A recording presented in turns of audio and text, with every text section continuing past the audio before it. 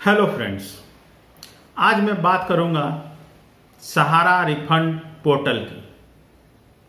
18 जुलाई को गृह मंत्री और सहकारिता मंत्री अमित शाह ने सहारा रिफंड पोर्टल का शुभारंभ किया था। इस पोर्टल का उद्देश्य है सहारा में फंसे हुए 10 करोड़ लोगों को जो उनका पैसा फंसा है उसको वापस करना। इसी उद्देश्य की पूर्ति के लिए इस पोर्टल को शुभारंभ इस पोर्टल का किया गया। आज मैं बात करूंगा एक दो दिन पहले मैंने इसको लेकर एक बनाया था वीडियो। उस पर कुछ लोगों के क्वेश्चन आ रहे थे। उन लोगों का यह प्रश्न था कि किन लोगों को क्लेम करना चाहिए। मतलब सहारा में तो बहुत सारे तरह के स्कीम चल रहे थे, बहुत सारी सहकारी समितियां थी सहारा की। तो किन लोगों को क्लेम करना चाहिए, किन लोगों को अभी क्लेम करना चाहिए, किन को बाद में करना चाहिए और किन को अभी नहीं करना चाहिए, किन को अभी नहीं करने का मतलब जरूरत है। तो मैं इस वीडियो में मुख्य रूप से इसी बात की चर्चा करूंगा कि किन किन सहारा में जिन लोगों ने पैसा इन्वेस्ट किया है तो उनमें से किन लोगों को अभी फिलहाल क्लेम करना चाहिए अपना पैसे का। तो दोस्तों, अगर आप लोगों ने हमारे चैनल को सब्सक्राइब नहीं किया है तो प्लीज सब्सक्राइब कर लीजिए, क्योंकि मैं सहारा से संबंधित अन्य अपडेट आपको देता रहूंगा। सबसे पहले मैं बात करता हूं कि 18 जुलाई को जो पोर्टल शुरू किया गया है उस पोर्टल का उद्देश्य क्या है तथा यह क्यों शुरू किया गया है और इससे क्या क्या सुविधाएं मिलने वाली है। यह जो पोर्टल शुरू किया गया है सीआरसीएस रिफंड पोर्टल जिसका नाम दिया गया है, ये सुप्रीम कोर्ट के आदेश के बाद शुरू किया गया है।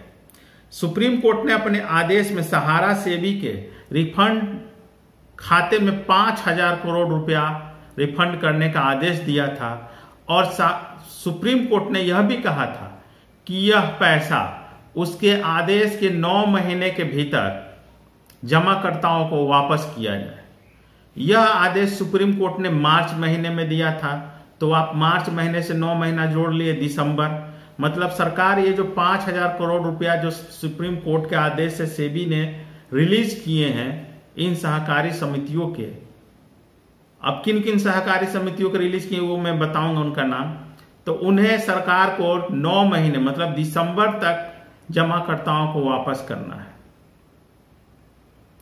अब सामने स्थिति ये आई कि पैसा तो सिर्फ 5 करोड़ रिलीज हुआ और अरबों रुपया सहारा का लोगों का फंसा हुआ है। सहारा में 10 करोड़ से ज्यादा लोग अभी जमा करता है जिनका पैसा सहारा में फंसा है। तो 5,000 करोड़ में से किन किन लोगों को सरकार क्या क्या पैसा देगी।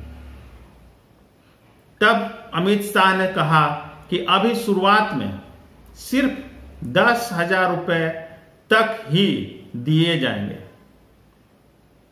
अब आप सोच रहे होंगे कि भैया 10,000 रुपया क्या सभी स्कीम वालों को मिलेंगे? तो जी नहीं। अब किन किन स्कीम वालों को ये मिलेंगे वो भी सिर्फ 10,000 रुपये, चाहे आपने 5 लाख 10 लाख 20 लाख जितना भी इन्वेस्ट किया हो। फर्स्ट फेज में आपको अभी सिर्फ मैक्सिमम 10,000 रुपये दिया जाएगा। तो इसीलिए मैंने बोला कि कौन से लोग क्लेम करेंगे कौन से लोग नहीं करेंगे ये मैं बताता हूं। तो सभी समितियों के लिए यह नहीं है, सिर्फ सहारा की 4 समितियां हैं जिसके निवेशकर्ता अपने पैसे की वापसी के लिए क्लेम कर सकते हैं। ये जो समितियां हैं इसमें प्रमुख है सहारा क्रेडिट कोऑपरेटिव सोसाइटी लिमिटेड, दूसरी है सहारायन यूनिवर्सल मल्टीपर्पज सोसाइटी लिमिटेड, तीसरी कंपनी है हमारा India credit cooperative society limited और जो चौथी कंपनी है वो stars multipurpose cooperative society limited. तो इन 4 कंपनियों में जिन निवेशकर्ताओं ने अपना पैसा जमा किया है शुरुआती फेज में मतलब दिसंबर तक, सिर्फ इन्हीं कंपनियों में जिन लोगों ने निवेश किया उनके पैसे को सरकार रिफंड करेगी। वो भी मैक्सिमम पर पर्सन पर इन्वेस्टमेंट 10,000 रुपया, उससे ज्यादा नहीं, चाहे आपका इन्वेस्टमेंट जितना भी हो। अब हम बात कर लेते हैं कि कितने दिनों में वापस करेगी सरकार। तो इसके लिए सरकार ने कहा है कि जिस दिन आप ऑनलाइन अप्लाई करेंगे उससे 45 दिन के अंदर आपको पैसे का रिफंड किया जाएगा। 30 दिन आपका एप्लीकेशन का जांच होगा और नेक्स्ट 15 दिन में जब जांच होके ओके हो जाएगा तब नेक्स्ट 15 दिन के अंदर आपके खाते में पैसा आ जाएगा। अब हम बात कर लेते हैं कि इसके लिए आपको कौन कौन सा प्रोसेस अपनाना होगा। मैं बताऊंगा कि आप ऑनलाइन किस तरह से अप्लाई कर सकते हैं, ऑनलाइन अप्लाई करने का क्या तरीका है। तो ध्यान से सुनिएगा दोस्तों। आपको सबसे पहले इस पोर्टल पर जाना है। पोर्टल का वेबसाइट मैं स्क्रीन पर दे दूंगा, मैं बता देता हूं www.refund.crcs.gov.in/। आपको इस वेबसाइट पर जाना है। ध्यान से सुनिएगा, ये गलत वेबसाइट पर नहीं चले जाइएगा, नहीं तो हो सकता है आपके साथ साइबर फ्रॉड हो जाए। तो मैं स्क्रीन पर दे दूंगा कि आपको किस वेबसाइट से लॉगिन करना है। आप सिर्फ उसी वेबसाइट पर जाके ऑनलाइन अप्लाई कर सकते हैं अपने पैसे के रिफंड लेने के लिए। अब आप बात करते हैं अब हम लोग कि आप अगर अपने पैसे का क्लेम करना चाह रहे हैं तो जब ऑनलाइन अप्लाई करने जाइएगा तो इसका क्या प्रोसीड्योर है। जब आप mocrefund.crcs.gov.in/ पर जाकर लॉगिन करते हैं तब आपको वहां पर अपना आधार कार्ड नंबर देना पड़ेगा। आधार कार्ड वो भी वही चाहिए जो मोबाइल से लिंक हो, और आप वही खाता नंबर, बैंक का खाता नंबर चाहिए जो आधार कार्ड से लिंक हो। मतलब आपका आधार कार्ड मोबाइल से लिंक होना चाहिए और आपका जो बैंक अकाउंट है वो आधार कार्ड से लिंक होना चाहिए। तो ये लिंकअप होना चाहिए। तथा आधार और पैन कार्ड, अगर 50,000 से ज्यादा का क्लेम अमाउंट है तो आधार और पैन कार्ड भी लिंक होना चाहिए। ये मैं आपको शुरू में बता देता हूं। अगर आपने अभी तक आधार को मोबाइल से लिंक नहीं कराया है और खाते में आधार नंबर नहीं दिया है तो आप जाके करवा लीजिए, इसके बाद ही आप अप्लाई कर सकते हैं। ठीक है, तब आप ऑनलाइन अगर इस वेबसाइट पर जाएंगे ऑनलाइन अप्लाई करने के लिए आपसे आधार नंबर मांगा जाएगा, और जो मोबाइल नंबर आधार से लिंक है उस मोबाइल नंबर से आपको लॉगिन करना है। आप जैसे ही वो मोबाइल नंबर डालेंगे, लॉगिन करेंगे, आपके मोबाइल पर ओटीपी आएगा। ओटीपी आएगा, आप ओटीपी को वेरीफाई कीजिएगा, डालिएगा, ओके कीजिएगा, कंफर्म कीजिएगा ओटीपी को। तब आपके सामने एक पोर्टल खुलेगा जिसमें आपसे आपका जो निवेश आपने किया है सहारा में उसका डिटेल मांगा जाएगा। अब क्या डिटेल मांगा जाएगा मैं आपको बता देता हूं। फर्स्ट कॉलम में आपको सदस्यता संख्या, मतलब जो आधार का जो चारों ये जो सोसाइटीज थी इसमें आपका जो भी सोसाइटी था उसका जो आपका मेंबरशिप नंबर था, जो सदस्यता संख्या था, वो आपसे मांगेगा। दूसरे कॉलम में आपसे पूछेगा कि जमा खाता संख्या, मतलब आपका जो जमा खाता डिपॉजिट अकाउंट नंबर जो है वो आपसे मांगेगा। तीसरा नंबर में पूछेगा पासबुक का नंबर चाहिए। तो पासबुक जरूरी है, नहीं है तो आप देखिए कैसे विभाग से मिलेगा, सहारा ऑफिस से।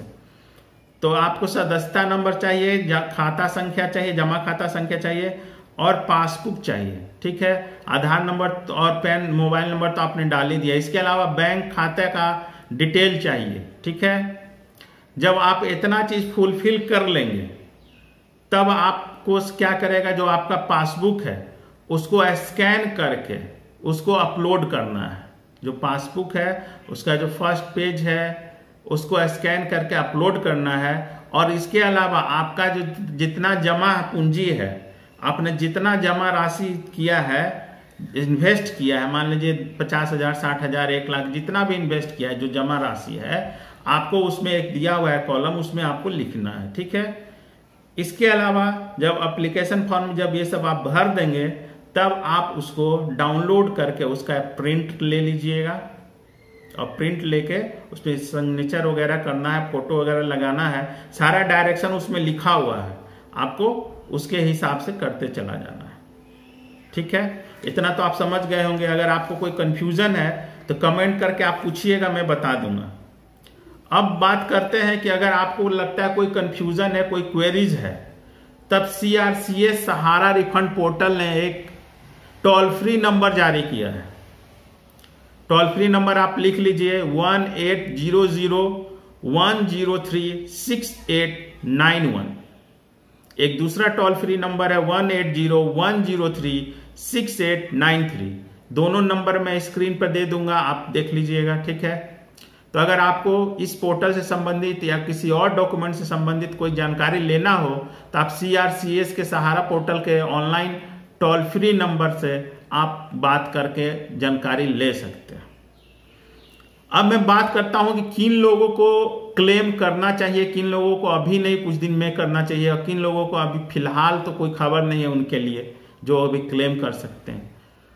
तो अभी जो सब जिनका इन्वेस्टमेंट 10,000, 15,000, 20,000 तक है वो तो पक्का कर ही दें, उन्हें कर ही देना चाहिए। वो भी सिर्फ वो जो इनका इन 4 समितियों में पैसा, जिनका मैंने जिक्र किया शुरू में, उन 4 समितियों में ही जिनका पैसा जमा है और जिनको अभी 10,000, 20,000 तक जिनका जमा राशि था जो मिच्योर्ड हो चुका है, अनमिच्योर्ड अमाउंट नहीं, जिनकी अमाउंट मिच्योर्ड हो चुके हैं जिनका, उन लोगों को ही क्लेम करना है अभी, ठीक है।